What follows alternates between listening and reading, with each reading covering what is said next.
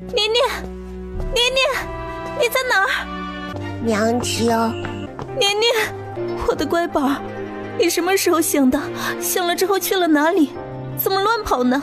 你知不知道娘进来没有看到你有多担心？娘亲，一个人都没有，谁都没有在。我以为你们不要我了，我吓死了。小傻子，哪里会不要你啊？娘亲，那这里是哪里呀？我们怎么到了这么漂亮的地方？爹爹呢？木木呢？爷爷奶奶呢？他们在外面。外面？因为这里是娘亲的神奇空间啊。宝宝，你知不知道你昏迷了多久？知不知道自己受了多重的伤？这段时间我们都很担心你。娘亲，那哥哥呢？那个人把哥哥抢走了，我想抢回来，可是他不给我。哥哥不能被抢走的。没有，哥哥已经被你弟弟抢回来了，没事了，哥哥还在的。那就好。告诉你个好消息，我们到了，新家已经收拾出来了。真的吗？娘亲带你出去吧，你醒了，大家肯定会很开心。啊，年年，醒了。爹爹头发怎么白白的？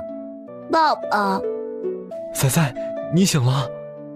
我进去的时候他没泡在泉水里，在里面找了半天没找到他，可把我吓坏了，我还以为是什么东西把他抓走了，结果是他自己醒了，没有看见人就自己到处乱跑。我害怕吗？我想去找你吗？回来就好，回来就好。年年，我也要抱抱。木木，我想你了。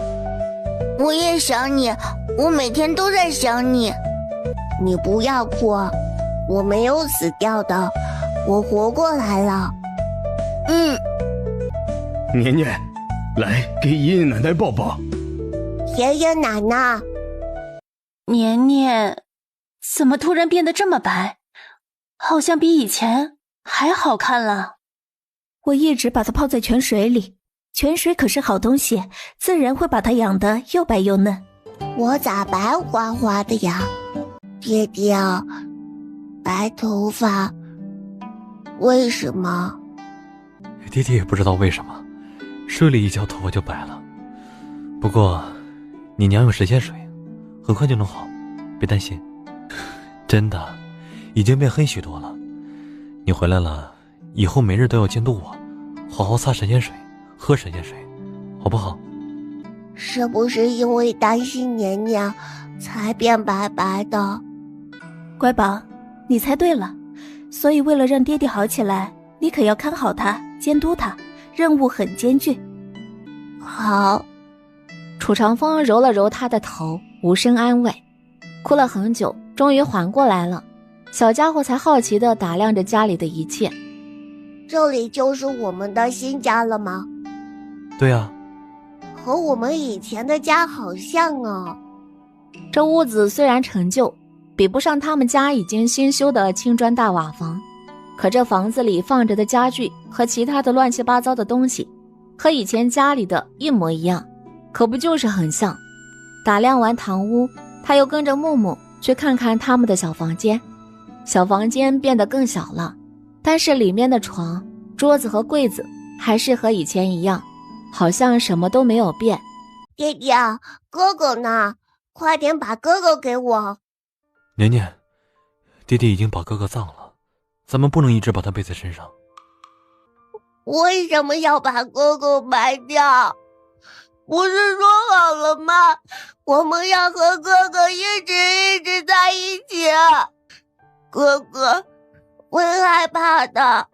哥哥，为什么一定要埋哥哥？我和年年会背他，陪着他的，不会让别人欺负他。哥哥在哪里啊？在哪里啊？哥哥要入土为安，不能让他一直跟着我们。为什么？每个人死之后都会轮回，还会有下一世。如果我们一直把哥哥留着，他就没办法投胎转世了。下辈子，哥哥还会有下辈子，那我们还能见到他吗？哥哥下辈子在哪里啊？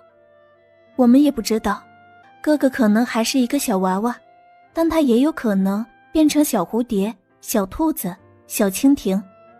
可是，如果不把哥哥葬了，他就不会有别的生命了，只得一直被困在那个小包袱里，很可怜的。那哥哥葬在哪里啊？我和木木要去看他。明天带你们去。哥哥，还好爹爹把你抢回来了，我以为你会被大坏蛋抢走了。对不起，我都没有好好保护你。哥哥，我也差点死掉了，不过我一点都不怕。如果我死掉了，说不定可以见到你呢，然后我就可以一直陪着你了。那周周哥哥，你要是变成了小蝴蝶、小兔子或者小蜻蜓的话，你就飞过来找我们吧，我们肯定能认出你来的。小家伙，来吃点肉。我不吃。吃，你要是不吃就不带你走了。快吃啊！苗头，这小娃也太冷漠了。你说我们都带着他走了好几天了，怎么还对我们这么防备？你懂什么？这样才好呢，免得被别人骗。我觉得吧，这小家伙应该不是那么冷漠的。看他这样子啊，身上不知道发生了什么事儿。他悄悄看了一眼镖师们，吞了吞口水，犹豫良久，终于伸出了手，端着肉，想到这群人这几天对他的好，他才小口小口吃起来。兔子肉很香，他不知道多久没有吃过肉了。我说头儿，这明天就应该到地方了，不过这小家伙怎么办？直接把他丢地上？楚锦州坐在马车上，竖着耳朵听。他们能带着他走那么久，他已经很满足了。他自己一个人也会找到北洋了。看吧，到了地方再说。第二天中午，一行人到了一个小县城。这个县城人烟不多，看起来并不算太热闹。到了地方，镖师们就迫不及待地找了个饭馆吃饭。谢谢你们一路带着我，谢谢。我走了。回来，吃完饭我送你去北洋。还不快过来，这里离北洋还有1天的路程，你一个人去不知道要走多少天。小家伙被他们带进饭馆里，都还有些愣怔。正在他发呆之际，一碗热腾腾的羊肉汤放在他面前，闻着熟悉的味道，楚锦州脑海中瞬间浮现出冬日里他们一家人围着暖炉喝羊肉汤，吃羊肉火锅，吃羊肉串的日子。小娃，你别哭啊，不喜欢吃羊肉汤。你哭啥？不是说了带你去北洋吗？再哭就不带你去了。快吃吧，吃完我送你去北洋。你们今天在这里休息，明天就回家。我把这小家伙送去北洋也就回来了。头儿，要不我跟你一起去吧，反正我回家也是一个人，没事干。行，反正也只有1天的路程，也耽搁不了多久。谢谢叔叔伯伯们。小娃娃，这里便是北洋了，我们这就送你进城。进了县城，两人带着小家伙去吃饭。看他身上穿得破破烂烂，还脏兮兮，镖头心头一软，打算给他买件衣服，可楚锦州说什么都不要。谢谢叔叔伯伯送我到这里，你们的恩情我一辈子都不会忘的。别磕头了，脑门都红了。这北洋那么大，你爹他们也不知道到了没有，就算到了也不知道在哪儿，这可怎么找？我可以的，我自己可以找到他们的。我们帮你一起找。我自己找。一路上他也听到了他们的谈话，这群叔叔伯伯也是很忙的，找爹爹娘亲不知道要花多长时间，他已经被他们照顾很久了，剩下的他自己来。临走，镖头给他塞了一点钱，一共50文。这点钱你收着，好好保护好，饿了就买点馒头吃，知道吗？等以后伯伯有空了就来找你，希望还能再见到你。说完，镖头狠心离开了。他们虽然心软，却也没办法做更多，这已经是他们能做到的最好了。一定会找到爹爹娘亲他们的，他们肯定已经安全到了这里，只要我每天都找，总会找到他们。哪里来的小叫花子，不要在我家门口，赶紧滚！一会儿把我家门口弄脏了，臭死了。他从人家门口离开，小步小步往前走，冷得浑身都在颤抖。小小瘦瘦的一只，在黑油油的夜里走着，像只无家可归的小鬼。不知道在街上晃荡了多久，发现了一个小巷子，他走了进去，里面都是乞丐，看他是个小孩也不管他，他便自己找了个角落蹲着。他不敢睡过去，这些人都不是什么好人，明天天亮就走。爹爹娘亲他们到底在哪里？他们有没有平平安安？一定要好好的。夜里，他迷迷糊糊地发现自己好像是发热了，浑身热腾腾，脑袋也晕乎乎的。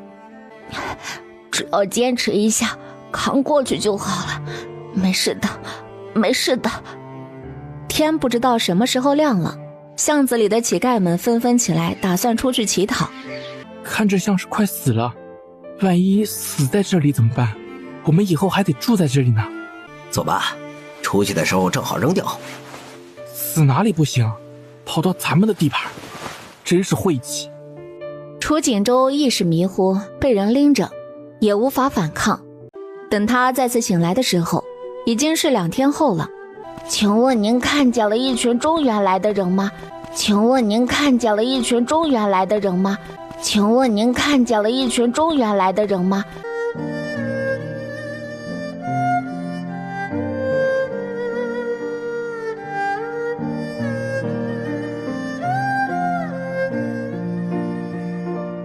而楚家这段时间以来心情都不好，毕竟他们没了儿子，也没心情干什么。可人活着也不能一直这样颓废下去。我们明天先去城里看看情况，我看看能不能再开个小饭馆。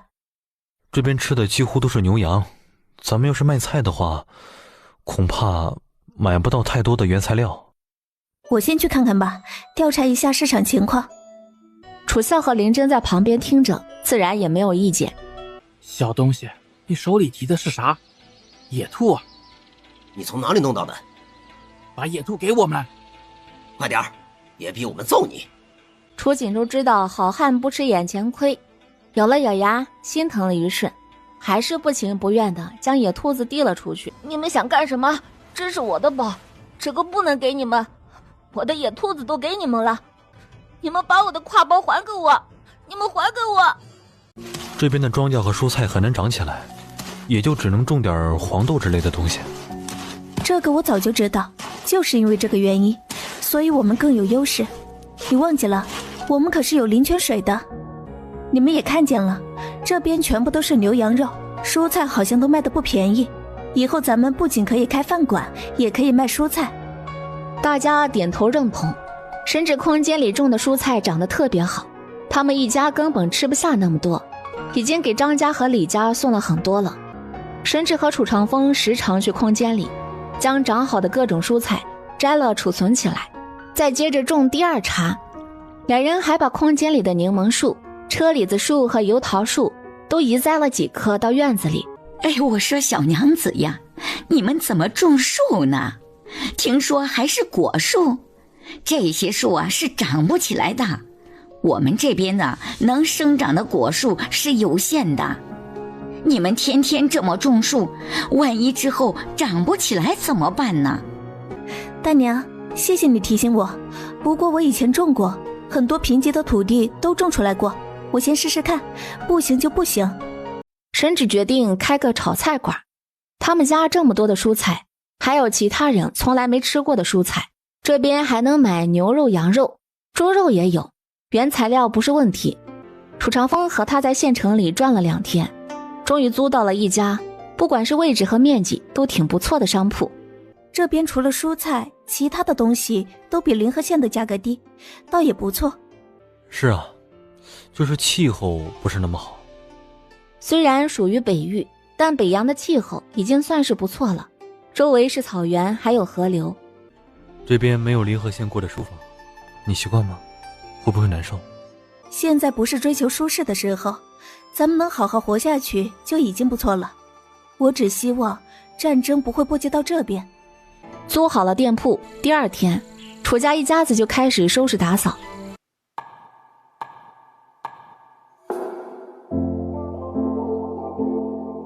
等等，你们等一下。小孩，怎么了？你家有馒头或者包子，还是有肉要给我们吃啊？你这个小孩干什么呢？这是老子的东西，我们是乞丐，还想着拿乞丐的东西，揍你信不信？这个小挎包你哪里来的？你不许走！你的小挎包哪里来的？你告诉我！那个小屁孩给老子放开！你管老子哪里来的？年年，你们住手！爹爹娘亲，哥哥，是哥哥。什么哥哥？仔仔，你在说什么？仔仔，你身上没受伤吧？有没有哪里疼啊？爹爹娘亲，看，是哥哥。你们是从中原哪儿来的？不是啊，我们一直都在这里，我们这辈子就没出过北洋。对啊，我们这辈子还没去过中原呢。那你们身上背的这小挎包是哪里来的？我们捡的。哪里捡的？就在垃圾里随便翻到的。说实话，这个小挎包是我哥哥的，你们还给我！你们到底是从哪里弄来的？我们是从一个小孩手里拿的。小孩？他长什么样子？他特别瘦，特别黑，也特别脏，也是个小乞丐。两人眼底的亮光瞬间暗淡下去。是啊，他们的周周早就死了，可是那个小孩又是怎么得到这个包的呢？你们知道那孩子现在在哪儿吗？不知道，我们是在城后面的林子边遇到他的。他那样子看起来活不了几天的。我们上次遇到他是4天前，说不定……我们去找他。爹爹娘亲，我们去找他吧。爹爹娘亲，木木，快来！这里的树好奇怪。年年、木木，你们两个不要乱跑，跟在我们身边。哦，爹爹娘亲，木木，啊，年年，快点抓住我的手，我把你拉上来。楚长风和沈芷急忙跑来，楚长风一把将小家伙捞出来。怎么样？身上疼不疼？这里怎么会有洞呢？我都没有看到。让你慢点走，不听，这回知道危险了吧？可是，我想找到那个小孩子，他有哥哥的小挎包。楚长风看了一眼这个洞，洞里的土很新鲜，洞口还放着一层草叶，所以这是个小陷阱。一家4口将小树林找了个遍，也没有找到什么孩子。哎呀，那个人不在，那要怎么办呀？我们是不是找不到他了？明天再来吧，别急。走吧，回去，我们改日再来。年年，你这是干什么呀？怎么把他丢了？他们兄弟3个都有一个陶土小人，是过年前楚长风和沈芷在临河县找人定做的，特意送给他们的礼物。他也不知道是什么原因，可是他就是想把自己的陶土小人留下，总觉得会有什么意想不到的事情发生。到了傍晚，楚锦州从县城里回来，他买了一个馒头，吃了半个，另外半个藏在衣服里。好心叔叔给他的钱已经不多了，他要省着点儿。这是年年的，为什么弟弟的小桃人会在这里？为什么？所以陶土小人是今天才出现的。弟弟来过，那爹爹娘亲弟弟们是不是今天来找过我？爹爹、娘亲、年年、木木，你们在哪里？爹爹、娘亲，你们是不是来接我回家的？你们知道我在这里的，对不对？爹爹、娘亲、木木、年年。楚锦州一边哭一边喊，只是他找了一圈，都跑到了县城里，也没有找到大家的踪迹。他至少确定了爹爹娘亲他们都在城里，不管多久，他总会找到他们的。而且他们去了树林，但他就在树林里等他们，每天等。他瞬间不害怕了。他再次回到了林子，在林子里过了一夜。第二天一早，他弄了些树枝、野草，给自己做了一个简单的窝棚。接下来他就在这树林里安家，等他的家人们来接他。你一会儿去把张大伯他们两家叫过来，我有事和他们商量。不一会儿，张李两家都被叫过来了。神哲，你叫我们来干啥？咱们来了这边也没有田地，你们以后有什么打算？我们就先找活干，能养活一家人就好。反正现在能活着就已经是万幸了。对呀，我现在扛东西卸东西，一天也能有70文，不错了。但这样下去也不是事儿，我有个提议，你们听听看，愿不愿意？什么提议？我琢磨着可以弄个烧烤摊。烧烤摊儿？白日可以准备食材，等到了下午就能出摊了。那时候城里人都清闲，城里没什么娱乐的地方，出来也无非就是吃吃喝喝。做烧烤很不错，我们租一个更大的铺子，我出本钱，你们负责开店，负责烤烧烤。你们也知道我还有个饭馆呢，每个月的盈利你们每家分2成，你们觉得如何？可是烧烤是啥呀？我们不会烧烤啊。那正好，我们今天就吃烧烤，你们都跟着我学学，很简单的。于是一帮大人开始处理羊肉和牛肉，光有肉还不行，甚至还摘了一点豆角、韭菜、土豆和茄子，切肉的切肉，切菜的切菜，肉全部腌制好。很快，一串串羊肉串、牛肉串以及蔬菜就串好了。喂，你们在我的地盘干什么？看着熟悉的4张脸，楚锦州愤怒的表情陡然僵住，他忍不住揉揉眼睛，他不相信自己看到的。可是即便把脸上的雨水也擦干净，他们还是他们。我们不是要故意抢你的窝棚的，因为下雨了，我们才在这里躲雨的。我们来是有重要的事情想问你。年年一点也没瘦，他好像越来越白了，白的都要发光了。真好，弟弟们在路上一定没有受什么苦，太好了。外面的雨那么大，你快点进来躲雨吧。这是我们从一群乞丐手里弄到的，他们说是你的，你是从哪里弄来的？这是我家哥哥的，你是偷的还是抢的？还是说是你捡的？我长得很奇怪吗？为什么一直盯着？你到底是谁呀？话音刚落，楚锦州就一把抱住他，紧紧抱着，他的身体都在颤抖。你别哭了，你哭什么呀？你是不是太饿了？你乖，你不要哭了好不好？那这个给你吃，你不要抱着年年了。这馒头是我娘亲做的，特别松软好吃。娘亲做的馒头。你乖，我们有吃的都分给你，你别哭了，男子还不能哭的。弟弟，我是哥哥。啊？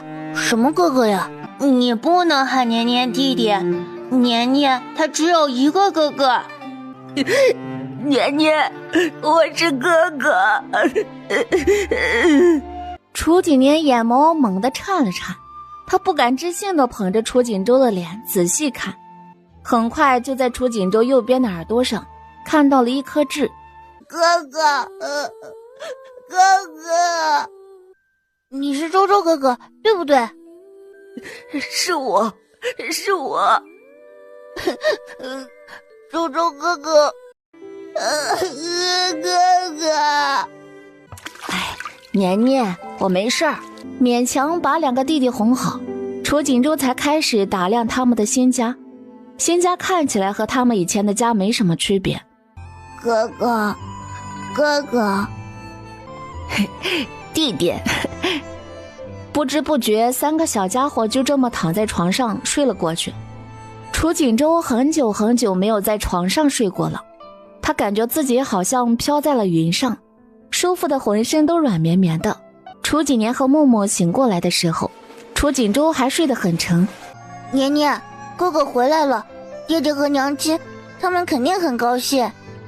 啊，那可是我们哥哥，爹爹娘亲和爷爷奶奶会高兴疯了的。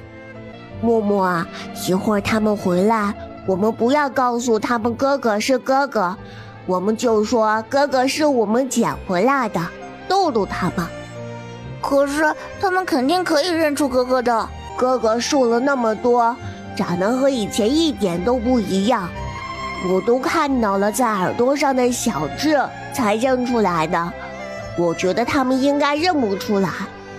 不知道为什么他说着这话，心情莫名其妙变得不好。他很愧疚，也很懊恼，为什么他没有认出哥哥？默默想要哥哥像以前那样胖乎乎的、白白的、软软的。我们会把哥哥养好的，让哥哥变得和以前一样。年年、木木，不是说了不让你们出来吗？你们胆子也太大了，不怕有坏人？你们在家里吃馒头了吗？现在肚子是不是饿扁了？饿，好饿。你们俩先坚持一会儿，娘亲这就给你们做好吃的。爹爹娘亲，我们今天捡了一个人回家。你们刚刚说什么？捡了一个人回家？什么人？现在在哪儿？娘亲，你看，我们捡回来了一个孩子，他好可怜呢，我们就把他留在家里好不好？两人慢慢走近，屋里特别暗，脸看得不太清楚，但大概看得出来是个瘦巴巴的可怜孩子。你们就让他睡吧，我和你们爹去做饭。楚长风忍不住回头又看了一眼床上的小家伙，而神志却突然顿住脚步。他回过头，也盯着床上的小家伙看，眼眸猛地颤了颤。他迅速走近，将烛火点燃，仔细盯着那张睡熟的小脸观察。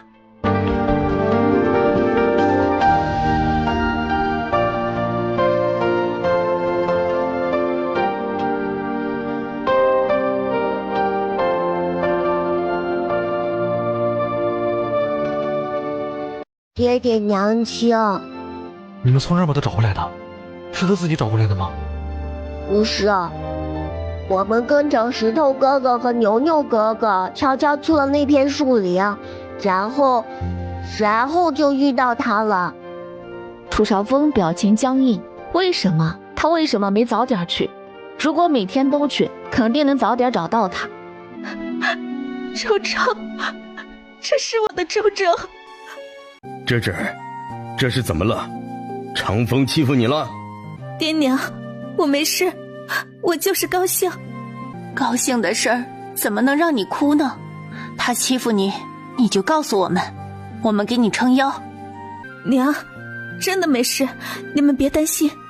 小家伙饿了那么久，得给他做有营养的。他切了番茄和土豆，切了牛肉，打算炖个番茄牛腩。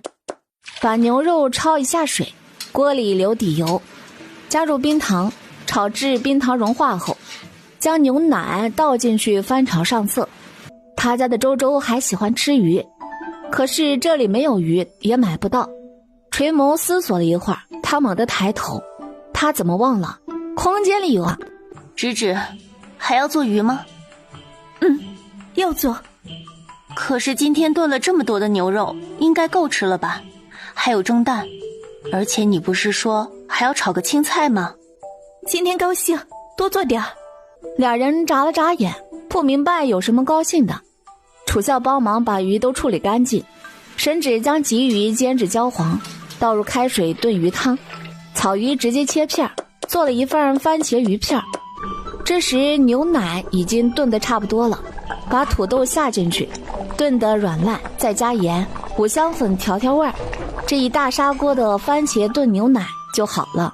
宝贝，快醒醒，吃饭了。宝贝，快醒醒。他的声音放大了很多，叫了好几声。楚锦州才皱着眉毛，慢悠悠地睁开眼。他眨巴着眼睛，看着近在咫尺的爹娘。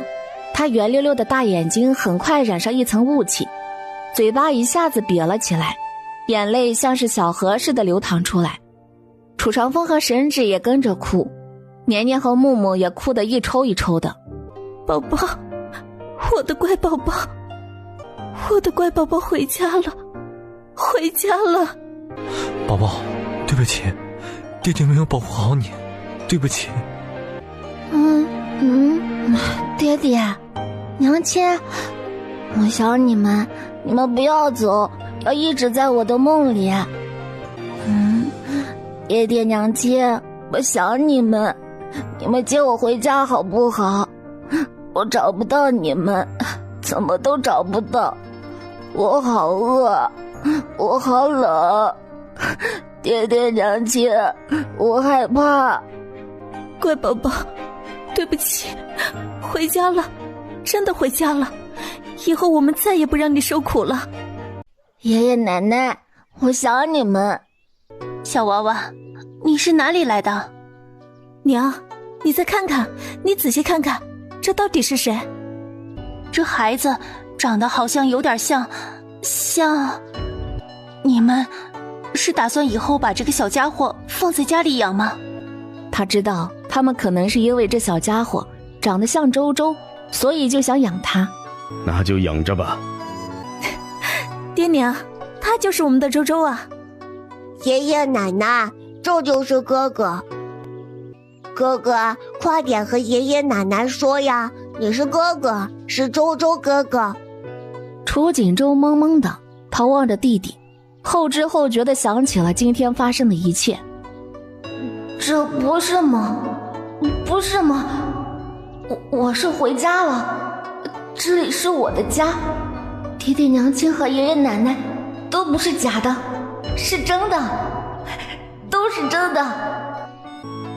爷爷奶奶，抱抱我。两人来来回回把小家伙抱了个遍，还亲了好一会儿，又看了小家伙身上特别的地方。他们终于相信了，他们的周周活着回来了。先吃饭，吃了饭再说。宝宝，今天娘亲给你炖了鱼汤，还做了你最喜欢吃的鱼片，你多吃点儿。周周，想吃什么爹爹喂你，爹爹给你夹。爹爹，我要吃这个。乖宝，娘亲带你去洗澡。好。神芷给他烧了1浴桶的灵泉水，把他丢进水里泡着。只是看着他身上的那些小伤口，他差点又掉泪。楚长风凑过来，忍着心疼，检查他身上的伤口。虽然都不是什么致命的伤口，可是架不住太多了。看着千疮百孔的，他握着他的小脚，盯着他脚后跟已经有些发炎腐烂的伤口，再也绷不住。爹爹娘亲，我没事的，我都习惯了，一点都不疼。哎，不哭，你们乖啊。乖宝，不怕了，娘亲和爹爹在，以后再也不会让你受伤，也再也不会让你被欺负。泡着泡着，他身上的小伤口在灵泉水的滋养下渐渐愈合，只变成了一个小疤，脚后跟也不再发炎溃烂，疤痕结了一大块。爹爹娘亲，我今天可以和你们一起睡吗？还有年年和木木，你们和我们一起睡吧，好不好？两人怎么可能不答应？乖宝，你和爹爹说说，当时被抓是怎么回事啊？为何爹爹去山洞找你，还把那些人都杀了，却还是没看到你的踪影？你是偷偷逃走了吗？那些人都是爹爹杀的。爹爹以为你……我躲到了一个特别小的山洞里，那里面有个背篓，我就躲在里面，大人们进不去，谁也找不到我，我不敢出来，没有听见声音了，我才悄悄出来。对不起，对不起。都怪爹爹没有找到你，没有保护好你，都怪我。周周，对不起。在看见他的小挎包时，他的内心是激动的，可之后他就没来由的想逃避，以为他的孩子死了，便害怕心底的疤再次被挑开。爹爹，你杀了那么多人，都是为了保护我，不然我就真的被他们吃了。爹爹好厉害！还有，我在路上遇到了好多好人，他们给我指路，还有几个叔叔伯伯还送了我好酒，是他们把我送到这里来的，我都没吃苦，你们不要担心。乖宝，我的乖宝。爹爹，真的，我一路上可以摘野菜，可以打野兔，我能吃肉，能吃菜，每天都吃得特别饱。爹爹，你不要哭了。别哭了，我们宝宝回来了，以后我们一家人永远在一起，不分开。对，不分开，我们一直在一起。婶婶，周周呢？他醒了吗？周周舅舅在哪儿？他还在睡觉呢，你们别担心，他没事儿。我昨天听牛牛说的时候啊，恨不得立马跑过来看，可牛牛他爹又说，你们一家刚团圆，还是先不打扰你们。我们想看看周周，听我家石头说，小家伙吃了很多苦，瘦得厉害，还说刚看到时他们都没认出来。挺可怜见的，这小家伙是怎么找来的呀？他怎么是受了很多苦，好在回来了。我家宝贝以后不会再受这种苦了，我们也不会让他离开我们一步。对了，长风呢？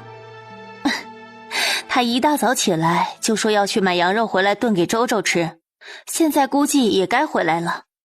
爹娘，我买了2只羊，有1只奶羊，孩子吃了羊奶对身体好，一会儿就挤一碗给周周喝。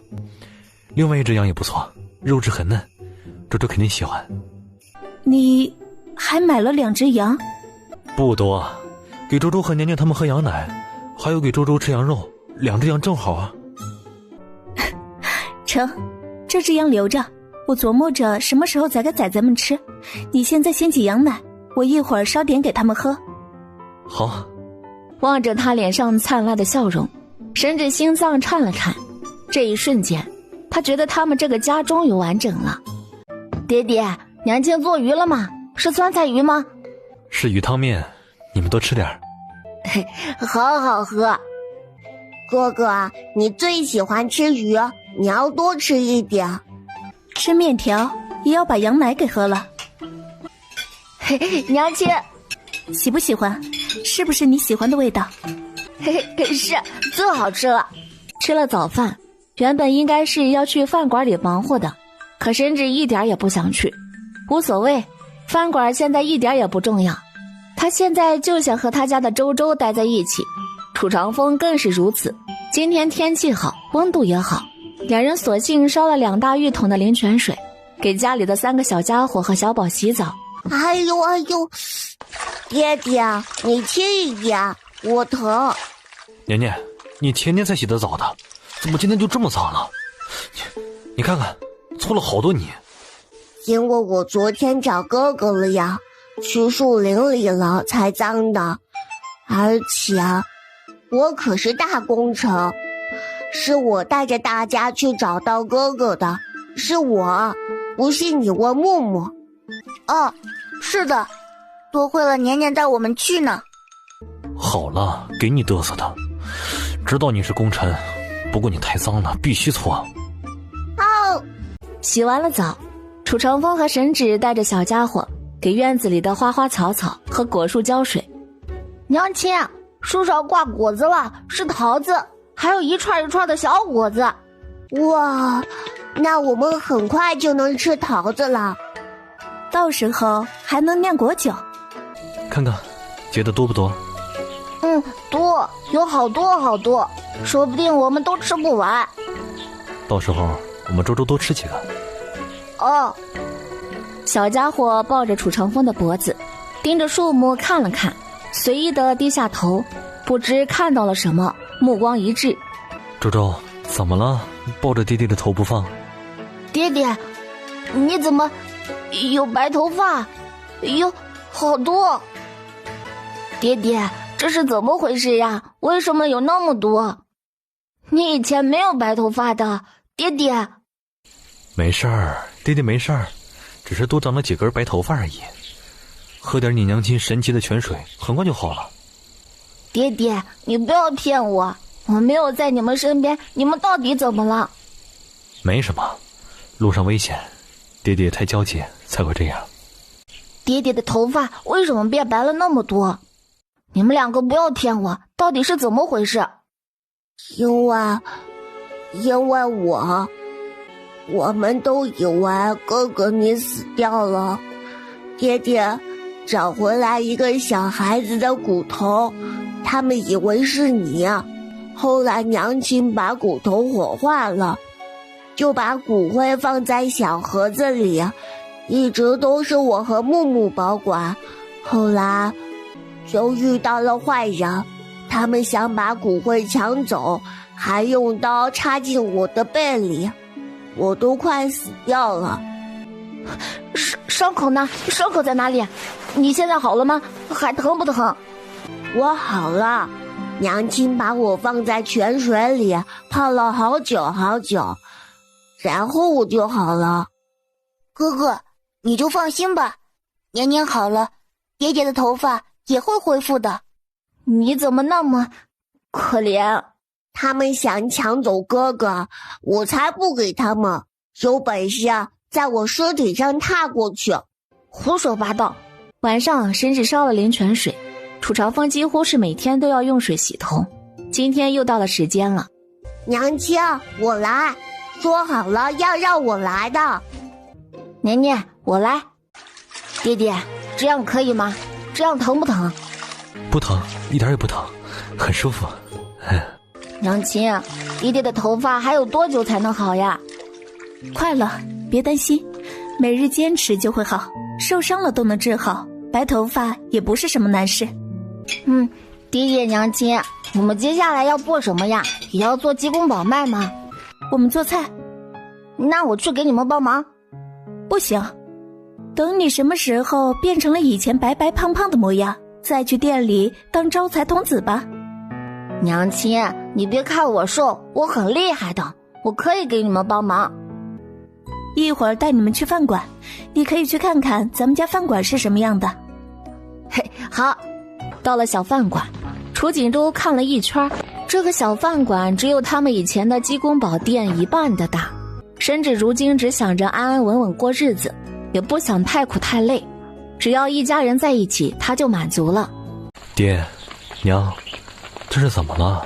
我感觉心情不太好。今天我们从饭馆回来，遇到了几个人，是从中原过来的，有2个人浑身上下都是伤，还有一个成了瘸子。听说打仗打得生灵涂炭，到处都是战火，咱们村里那些人怕是……唉。那有没有哪个新王实力强悍的？不知道啊，反正朝廷已经没法镇压了，他们自身都难保，改朝换代恐怕是迟早的了。五牙他们也不知道他们到底有没有逃出来。如果逃出来了，到了哪里呢？他们还好好的活着吗？神芷沉默着，也在想自己认识的那些人，想卖烤鸡的林家父子，想秦九安和秦婆子。临河炒菜馆是什么意思啊？我们是从中原的鱼米之乡临河县而来，做的都是临河当地的炒菜，大家感兴趣可以尝尝，第1天打8折哦。啊，中原人吃的菜？我去过中原，你们不知道，他们那儿做菜特别精致，各种菜混在一起，哪像我们这样大锅大锅的炖肉。他们饭馆好像有好多咱们没吃过的蔬菜，牛羊肉我都吃腻了，我就想吃菜。老板娘，你们家的素菜贵不贵？是不是比肉还贵？我家蔬菜便宜，比肉便宜，而且我们家味美价廉，你们放心吧。说完，他又解释了一下打8折是什么意思，听着还能少付2成的钱，许多人都蠢蠢欲动，怀着对中原菜的好奇和占便宜的心思，店里一下子进了5、6个人。客官们稍等一下，马上给你们上米饭。米饭？米饭多少钱一份？贵不贵啊？他们平时的主食主要是油麦、大豆饼以及肉类，大米这种东西可贵得很。我们家的米饭可以免费吃1碗，如果1碗不够，想要再继续吃就得加钱了，1文钱1碗。啊，这么便宜啊？哈哈，便宜以后常来。后面的菜马上就上，客官们先吃。好吃。这是啥肉？咋那么好吃啊？不知道啊，这么嫩，都不像肉。你们没吃出来吗？这是牛肉啊，那么浓的牛肉味。牛肉？这是牛肉？这就是牛肉，小炒牛肉。大家眨着眼，许久没说话。这是爆炒肥肠，这是豆角炒肉。娘亲爹爹，你们终于回来了，我们也跟着你们去饭馆好不好？可以帮你们洗菜洗碗，都可以的。那可不行，周周身子不好，乖乖在家里待着。年年和木木要在家里陪着哥哥，你们要乖。好吧，那我们在家里陪哥哥，哪里也不去。乖。神指丫头，我还能给你们做豆腐吗？他现在手痒的不行，实在也闲不下去了，必须找活干。当然了，您不说我也要去找您了。神指和林爷爷大概聊了一下做豆腐的事，他琢磨着让老人每天去做一回豆腐，一部分供给饭馆做菜，一部分可以弄成臭豆腐。臭豆腐是什么？是一种零食，我不会做吃的，恐怕没有人会买吧。放心，我教你，每日卖臭豆腐，你也不会觉得无聊，赚点钱了，以后也好养老。娘亲说的臭豆腐是一种小吃，那是什么味道呢？会特别好吃吗？既然神指已经这么说了，林爷爷也没耽搁，当即就出去买黄豆去了。这边的黄豆比较便宜，比他们临河县卖的都便宜。买了黄豆，他就忙不迭地给泡上了，石磨也早就已经准备好了，就等明日早早起床开干。乖孙，好了，爷爷弄好了。那我去给爹爹娘亲帮忙去，帮他们去洗洗菜。嫂子哥，你们别做饭了，今天我爹他们买了不少牛羊肉，说要烤烧烤，让你们过去吃，顺便帮忙尝尝味道。咱们这么多人，羊肉够不够？正好我家要宰羊，可以带过去。买了很多的，你们放心吧。那今天就去你们那边吃。你们那边应该没有什么辣椒面了，我带些过去，再带点蔬菜。也行。带上蔬菜和辣椒面，叫上林爷爷，大家一起去了张大娘家。又是一顿香喷喷的烤肉，烤肉的香味从院子里传出去，周围的人家那是馋得直流口水。好香啊！是呀，这是新来的几个人，我见过他们，他们有好几个。有一个长得特别好看，白得发光。我也看到了，他可好看了。站住！你要干啥？我们没有偷你们的东西，也没有欺负你们。哥哥，一共有12个人。喏，这里一共有12串，你们一人吃1串吧。这可是肉。好了，你们快吃吧。你们吃了我们的烤肉，以后就是我们的朋友了，记得来找我们玩。叔叔、舅舅是老大，那以后你就是我们的老大了，我们会来找你们玩的。你们快吃吧，烤肉凉了就不好吃了。啊，这是什么肉呀？怎么这么好吃啊？哇，我从来没有吃过这么好吃的肉。可是这个肉上面放了什么呀？那么刺舌头。不过真的好好吃。第二天天还没亮，林爷爷就起来做豆腐了。早晨新鲜出炉的嫩豆花，他给楚家送了一锅过来当早饭吃，留一锅给沈芷做菜，剩下的都压成了老豆腐。沈芷和楚长风去饭馆时带走了一锅嫩豆花和3块老豆腐，剩下的豆腐沈芷教林爷爷做臭豆腐。今天有红烧肉、豆花牛肉、麻婆豆腐、番茄炒蛋、小炒牛肉、蒜泥白菜、干煸肉丝、鲫鱼豆腐汤。哎呀，还有鲫鱼豆腐汤呢！万万没想到啊，这小小的饭馆里竟然还有鱼呢。先喝汤再吃菜吧，这个汤很养身体的。这汤好像融入了所有的精华。哎呀，这怎么品尝怎么好喝啊！这世间竟有这样美味的汤，今天喝一次，只觉得活着都值了。除了汤，他们还点了一道红烧肉和一份麻婆豆腐。红烧肉酱香浓郁，带着淡淡的甜和辣，汤汁香浓，吃一口真是神仙也不换。至于麻婆豆腐，和红烧肉一样，真是下饭的神奇。一连几天，临河炒菜馆的名声算是彻底打出去了。菜馆里的每一道菜都堪比群江玉露，山珍海味，简直是仙人才能吃到的饭菜。当然，除了饭菜，传说这家菜馆里的老板和老板娘也漂亮的像仙人。娘亲，我还要泡多久呀？每天都要泡吗？那当然了，你以前白白胖胖多好，现在呢，乖乖听我的话，每日都泡泡。娘亲，你别担心我啦，我很好很好的。不好，要胖一点才好。你娘说的没错，我们周周必须要胖嘟嘟的。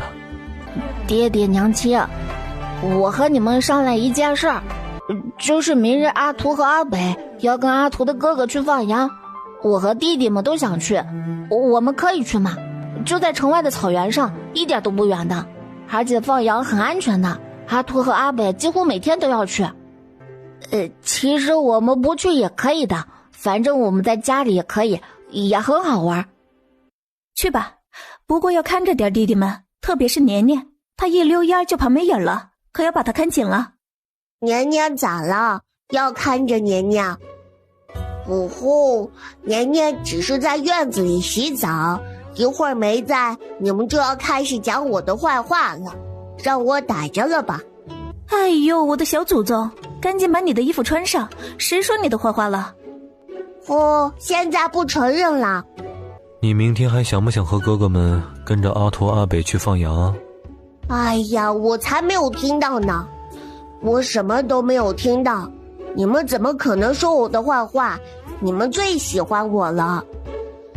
我有点冷，我要去找衣服穿了，不和你们说了。看吧，这个调皮鬼很机灵的，眼睛都不能离开他身上。老人家，你这是在做啥？你这是什么东西啊？怎么这么臭啊？你不要在这里烤了，你换个位置吧。我卖吃食怎么就挡着你们了？我为啥要换地方？这条街不就是卖东西的吗？可你这东西太臭了，一会儿整条街都是你这个东西的味道，你让别人怎么办呀？我这臭豆腐好吃得很，我就在这里卖。你这老人家怎么就说不通呢？你们要是不买的话，赶紧走，不要在这里影响我的生意。老爷子，你这东西怎么卖的？贵不贵？1文钱2块。娘，走，我不吃，走。尝尝吧，娘也买不起别的，给你买这东西尝尝。这个东西闻起来那么臭，怎么吃呀？老爷子，我要2块。小姑娘，我孙子可爱吃了，你尝尝看。要是不喜欢，我把1文钱还你们。有点辣，舌头有点刺痛，可是怎么那么香，那么好吃呢？好好吃啊，太好吃了。这这小姑娘怕是这老头特意找的托吧？不过你能全部吃完也是厉害。楚老板，你去那边干什么？那边臭死了，可别过去啊！我来买点臭豆腐吃。臭豆腐？臭豆腐这东西啊，可是我们临河县有名的小吃。虽然闻着臭，可是吃着特别香，我们全家都爱吃。这不，我娘子和爹娘就让我出来买点。你们也可以尝尝我们临河的特色，一定不会失望的。老爷子，你这臭豆腐给我来1文钱的。我也要1文。排队排队，急什么？刚刚不是不吃吗？一个个的，一点也不识货。哇，够味儿！这里面竟然加了临河炒菜馆里才有的辣椒，太香了！啊，这东西真是越吃越想吃。嗨，老爷子，快再给我来2文钱的。另一边，楚锦州他们跟着阿图阿伟在草原上躺着，旁边是吃草的羊群，天空湛蓝澄澈，好像伸手就能碰到。我去撵撵羊，把他们撵到别的地方去。小家伙们纷纷爬起来，跟上他的脚步，帮忙一起撵羊，撵着羊群往前走。楚锦州眼底眯着笑，看着这群羊群就觉得开心。往前走着，羊群慢慢汇拢，刚打算去找2个弟弟，突然看到什么，他脚步猛然顿住。啊，这是爹爹的朋友吗？干爹吗？不行，得回家找爹爹。年年、木木，你们快来！是干爹们。捕快老爷吗？阿图、阿北，这些人都是我们的家人，我必须得回去告诉我爹爹，让他来把他们带回去。那你们快回去吧。阿图、阿北，你和阿乐哥哥说一下，帮我们看着他们，我们很快就回来。爹爹娘亲，爹爹娘亲，爷爷奶奶，你们不是去放羊了吗？怎么突然回来了？是自己回来的？不是说不让你们自己回来吗？爹爹，现在不是说这些的时候。我们放羊的时候看见干爹他们了。是捕快干爹。对，他们都在，不过他们都受伤了。楚长风连忙跑进厨房，说了一声就出来了。年年、默默，你们乖乖待在这里，爹爹带着哥哥指路。爹爹，我看到了，阿图和阿北还在那儿，阿乐哥也在那儿。下了马车，他连忙检查一番，都还有气儿。楚长风不敢耽搁，驾着马车迅速回城。长风，怎么样？他们还好吗？受伤应该挺严重的，快把他们扶进屋。沈芷将混合了灵泉水的止血草叶递给楚长风。你给他们上药吧，再喂他们喝点泉水。他们身上的伤口看起来不像是近期的，至少已经1个多月了，只是因为一直不见好，所以已经发炎化脓。楚长风只能将腐肉都剃掉，再上药。怎么样？伤得严不严重？本来不算特别严重，可拖太久了，都发炎溃烂了。不过我已经处理过了，没事。过了3天，他们才渐渐苏醒。猪猪，干爹，您醒了，我去叫我爹爹。干爹，你终于醒了。长风，我终于见到你们了。你们怎么变成现在这副样子了？身上都是伤。你走后，临河很快就乱了，被起义军占领，所有的男人都被他们拉去打仗杀敌。我们打了半个月的仗，才终于找到机会逃出来。可一路也不太平，再加上我们身上都有伤，这一路上就耽搁了许久。没事便好，没事便好。那其他人呢？百姓呢？死了很多人，打着仗，百姓哪能安安稳稳活着？好在你们提前走了，否则……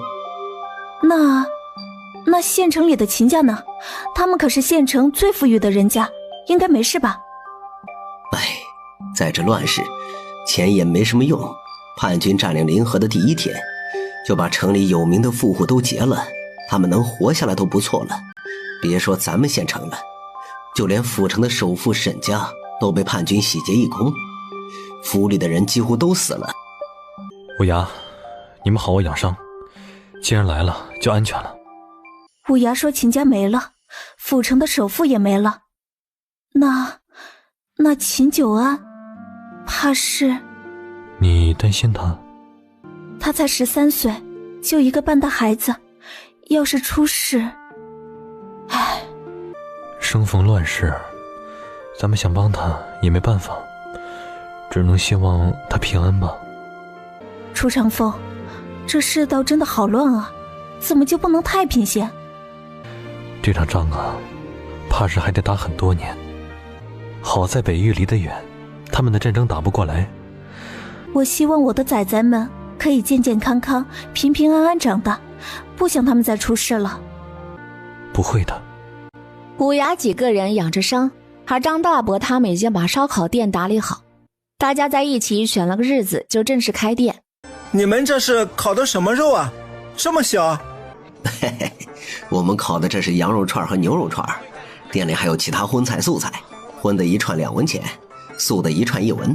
客官，要吃几串吗？我就是问问，这牛羊肉有什么稀奇的？烤了味道也就是那样，还不如自己买肉回家烤呢。这肉上撒了什么东西啊？怎么这么香？这香味也太霸道了！娃娃们，快来！哇，好香！这个牛肉好嫩，麻麻辣辣的牛肉串我最喜欢了。羊肉也好吃，孜然好香，我觉得和羊肉最配了。那个，给我烤2串吧，牛羊肉各烤1串。我要1串牛肉的，尝尝味道。这肉竟然比我们自己烤的好吃，肉竟然能烤得这么嫩。可不是，在家烤的那些都不好咬，而且他家的这个东西太香了。也不知道这种调味料是从哪里弄来的，我也想买。怎么样，生意还不错吧？是太不错了，还挺忙的。那烤得过来吗？还好，我们可以。